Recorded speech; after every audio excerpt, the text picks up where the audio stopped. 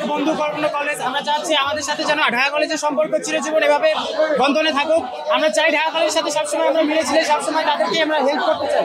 আসলে বিষয়টা সত্যি চমৎকার একটা উদ্যোগ নিয়েছে আমাদের শিক্ষকবৃন্দরা। আমরা মনে করি আজকের এই আয়োজনের মাধ্যমে আমাদের যে বিচ্ছিন্ন ঘটনাগুলোকে কেন্দ্র করে বারবার আমাদের দুই কলেজের বন্ধুদের ভিতরে যেই মুখোমুখি অবস্থান সৃষ্টি হয়, ভবিষ্যতে এমন অবস্থান আর সৃষ্টি হবে না। এবং আমরা যেই বাংলাদেশ বিনির্মাণের লক্ষ্যে স্বপ্ন দেখছি, আন্দোলন করছি, সেই বাংলাদেশ আমরা বিনির্মাণ করতে পারবো এই প্রত্যয় ব্যক্ত করছি। আমরা আশাবাদ ব্যক্ত করি যে সকল কলেজের শিক্ষার্থীরা আমরা সবসময় একত্রবদ্ধ থাকবো। কিন্তু আমাদের এখন মনে হচ্ছে না, আমাদের ঢাকা কলেজ আমাদের খুবই ভালো একটা কলেজ, আমরা তারা হচ্ছে আমাদের বন্ধুর কলেজ।